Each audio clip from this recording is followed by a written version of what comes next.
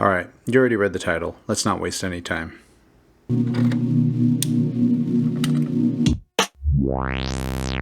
Okay, so I'm going to approach this from a completely blank and possibly you're new to the Octatrack type of way. And if you are not new to the Octatrack and you're pretty familiar with it, jump to this timestamp because that's kind of where I get into the nitty gritty of it. All right, so I'm coming at this from a completely blank bank and yeah, as simple as possible. Basically, when it comes to the Octatrack, there's one very important thing to remember is that these 8 tracks basically have layers to them, right? You have record buffers, you also have audio, and then you also have MIDI, and you can even argue that you have neighbors and all that stuff, but I'm not going to get into that. So what we need from the Octatrack is we're going to need 1 flex track and 1 through track, and that's really it. You can arrange them in however you want. I used to arrange my through track on 1 and then my flex track on 5, but lately I've been doing this up and down type of thing, which has been working out pretty good. So for example, we'll start on track 5, it's set to static, we'll set it to through. It's going to be the input A and B, which is this my little modular over here, input A, B, and volume set to max so we can hear all of it, right? And that's really it. So then the important thing to remember is for your sequence, put a step at the beginning so that it opens up the audio engine. Sure, you can just go like this, hold the track and press play. Now we're hearing the modular. But the reason I don't do that is because if you stop and then press play again, if there's no trigger here, you might just close off the audio engine and not hear it again. So put a little step here. That way when you press play, it starts, right? Cool, so then stop. And track 6 is going to be our flex track. So in our flex track, what you want it to do is listen to record buffer 6. So what I've done now is set track 6 to listen to the layer below it, which is record buffer 6. And to edit what record buffer 6 is, you have to hit function and then record 1. A lot of this works the same for the Octatrack Mark 1. Except for one thing which I'll touch on later. So now that we are editing recording 6 setup page 1, I don't want to listen to the inputs, but my source 3, which is internal sources, I want it to listen to track 5. So track 5 is going to be this. If we have track 5 playing, you can see that our internal is lighting up. This won't show up on the Octatrack Mark 1. But that just means we're listening to track 5, whatever's coming into track 5. Simple. I'm going to turn loop off, record length. I normally set this to 64, which gives me 4 bars, like a perfectly quantized 4-bar loop. But for the sake of this video and simplicity, I'm going to set it to 16 steps. Trig 1 is fine, and if I hit function record 2, it's going to take me to record buffer 6, setup page 2. And in here, this is important. Set your quantized record to 16, which means when I press record, it's going to wait until the end of the bar to start recording. And if we set that up correctly, it's only going to record for 1 bar or 16 steps. So it'll start at the beginning, end at the beginning, and it'll be a perfect loop. So what we've done is track 5 is going to be our modular coming in, and track 6 is going to be the recorded version of track 5, which is our modular coming in. I hope you follow me. For track 6, actually, you know what? Here, we'll test this right now. So I'll press play. Right? So then I'll hit record 3 with track 6 selected, right? So you can see it waits until the end of the bar. So if I push it right now, it's not, and then boom. You know what? Let me put a kick in so that you can hear this a little better.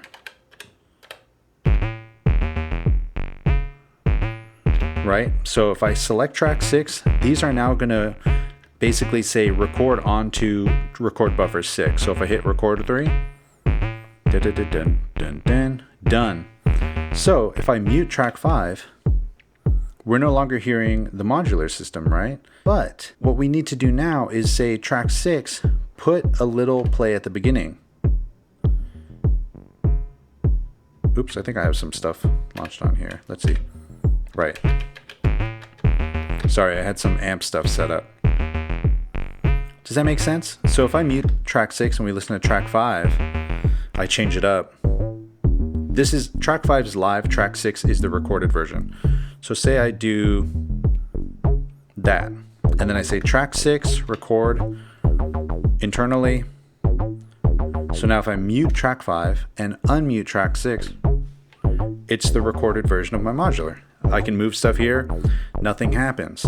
But what's tight is now that I've moved stuff here, I can say track 6, record my modular. So watch, you'll hear it automatically change now.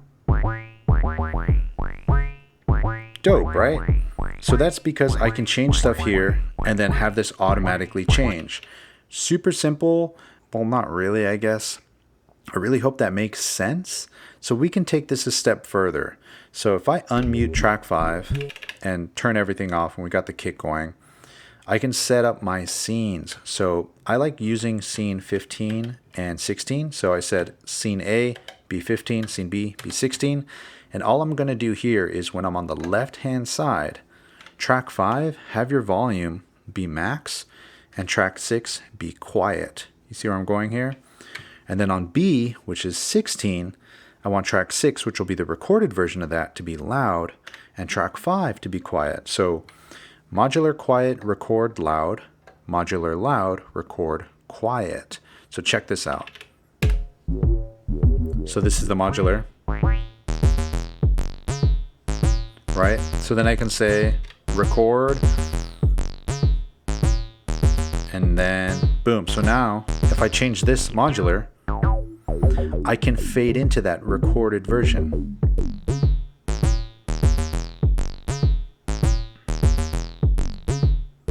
And then back to live. So what you might notice is I'm using the headphone outs, and that's because I want you to listen to this from a performance standpoint. This is kind of how I perform with this thing. And one great thing about this is if you cue the track, you can go into your mixer and change what you're listening to. So you're listening to what I'm listening to in my headphones. So I'm going to uncue that. And we're listening to the recorded loop. But you know what? Let's record something a little simpler. So record that. So now I'm going to fade into the recorded version. But if I cue up track 5 and I'm in the mixer section, I can change what the headphone's listening to. So now I'm listening to half live, like half the master out and half my cue output. If I go all the way to cue, you can see it there, I can reshape this to be something else. Let's say this.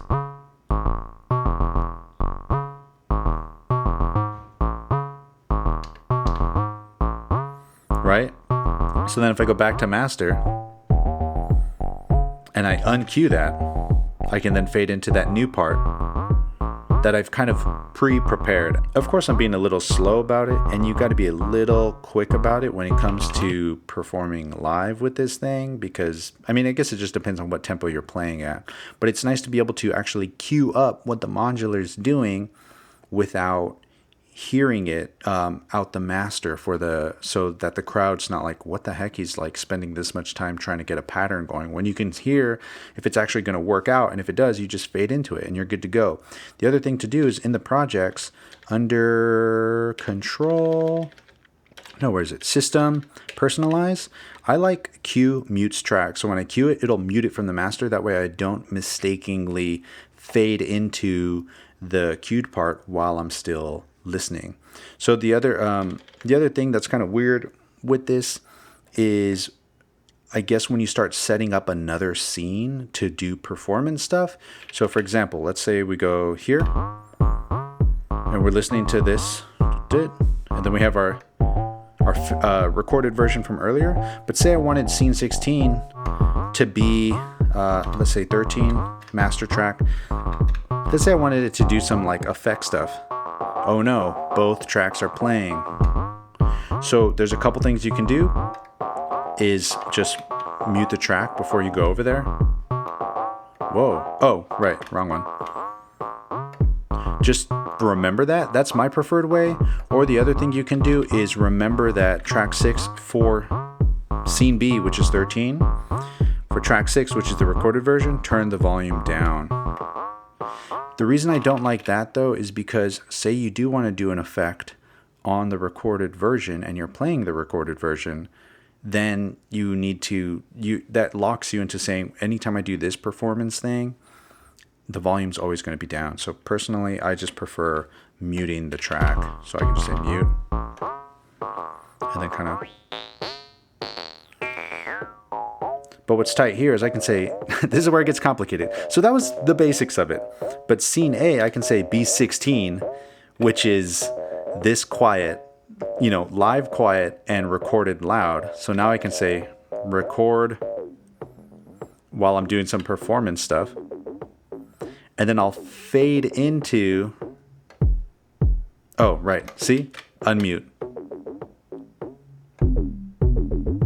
So now I'm fading into the recorded version and the live version is quiet. So it gets pretty complicated pretty quick. I just swapped them. Basically to do a smooth swap like what I just did, like let's say these were flipped. I'll say I'm here, which is 15, but I actually want this to be 16. I'll set this one to also be 15. So nothing changes, and then I'll put this on 16. So that's really it. It's like really simple, but can be as complicated as you want it to be, as most things on this Octatrack are. So long story short, I set 5 to be my through, 6 to be playing its own record buffer, and its record buffer is listening to track 5, which is the through input. From there, I just set up the scenes to basically do opposite volume stuff. So I say track 5 be loud here, track 6 be quiet. And when I go over here, have that track, which was loud on that side, be quiet. And this track, which was quiet here, be loud. So it's just a simple crossfade. And then once you got that down, you just got to remember to mute and whatnot. And that's why like on my Mark 1, I have tape and everything like that. So I'll put a big T or M for modular or whatever I'm using at the time, just to kind of help myself figure this thing out and just, stay in the zone when performing. I mean, there's a lot of things that the Octatrack can do, and I feel that that's oftentimes when somebody gets overwhelmed with it, is when you're trying to do everything at once as opposed to just focusing in on certain things. So for me, it's always my mixer, and I got a track ready to just grab, a live loop if I really need to. And sometimes I'll just do a live set like this, which is pretty fun because then you're doing some cool modular weird stuff and then live sampling it. But yeah, I'm gonna just jam out on this thing. Appreciate watching. Check out for some merch if you want to help support the channel. And yeah, I'll see y'all next week. Share the love, share the knowledge. Knowledge is power. Peace. All right, this is way too slow.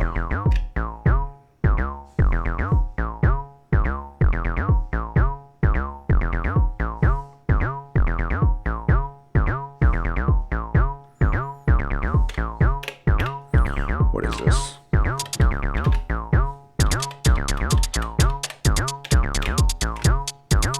What we got going on here? Snare.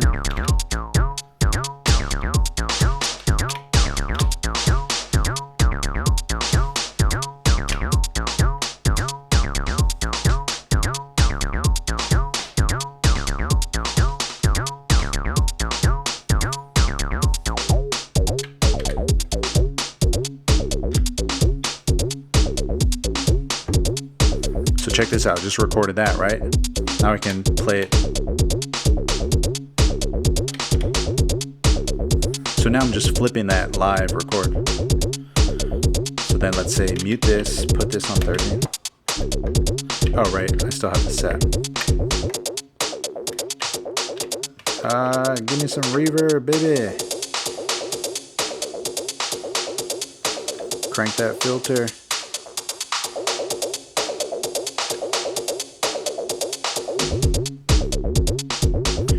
Let's change this bad boy up. Let's just go 1 1 1 1 1.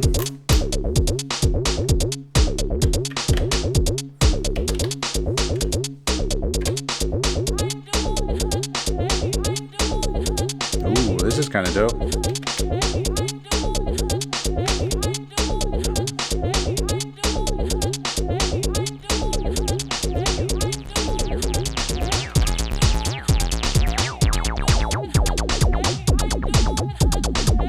Yes. So track 6 still got those weird buffers on here. Let's do something weird. So if I record that, then we'll fade into that. So I'll say mix.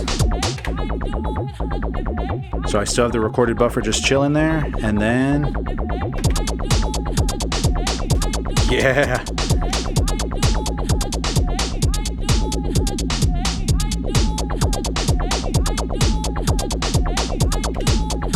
Where's my LFO going?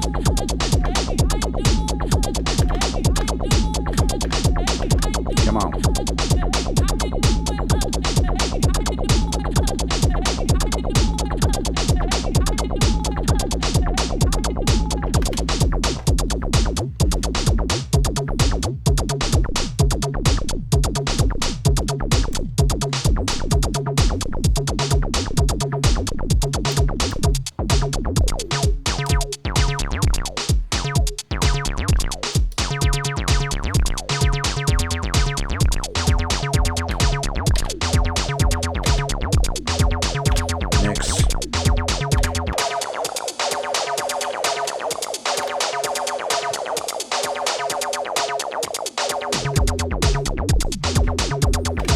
We got on track 6. Oops. Get out of chromatic. Where's my hat at? There it is.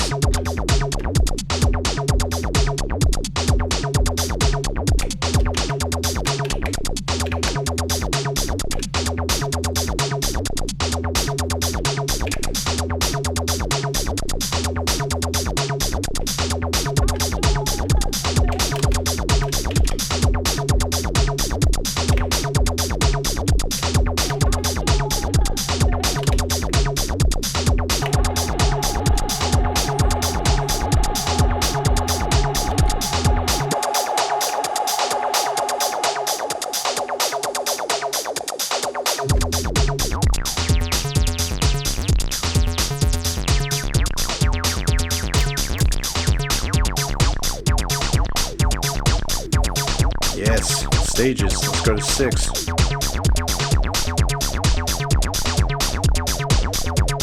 And pause it, leave the run on.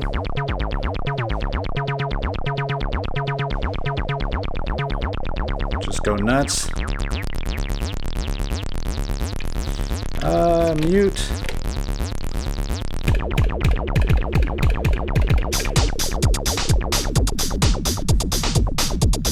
Track 6. Grab this with automation. And then 16, 15, unmute. Whoa! Yep.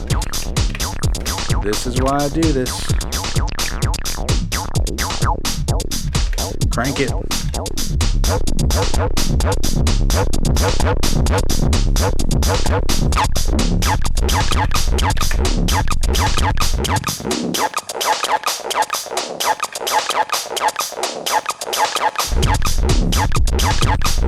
Oh my God.